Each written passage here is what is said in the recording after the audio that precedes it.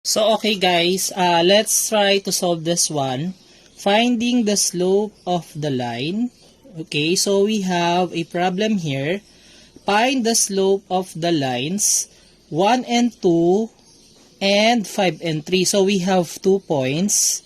So, in order to solve this one, we have a formula for the slope is equals to rise, that is vertical change, all over run, that is our horizontal change, that is equal to y sub 2 minus y sub 1 all over x sub 2 minus x sub 1. So, we must identify first this one to these points.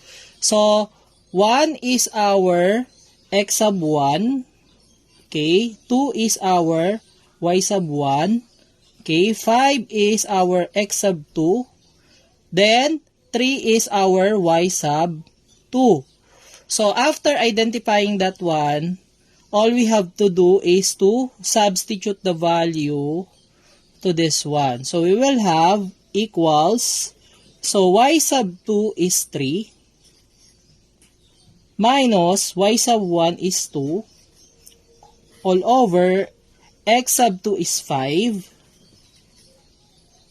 minus x sub 1 is 1. Okay. So, 3 minus 2 is 1. 5 minus 1 is 4. So, the slope of our line is 1 over 4. So, meron pang other way on how to find the slope of the line. It's, we're going to graph, okay, the given 2 points. So, graph natin guys. Okay. So, we have the x-axis and y. Okay, so 1, 2, 3, 4, 5. So 1, 2, 3, 4, 5. So graph muna natin tong dalawa. Okay, so we have 1 and 2. So 1 and 2. Okay, next is 5 and 3. So ito 1, 2, 3, 4, 5. 1, 2, 3. So, dito. Okay. Okay. So, we will... Okay. Then, after graphing, okay, we're going to apply the rise.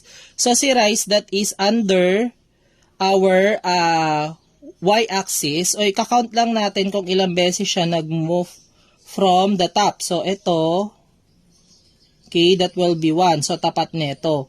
Then, after that, yung run naman, kung ilang beses siyang nag-move. So, ika-count natin, that is 1, okay, 2, 3, okay, then 4. So, 4.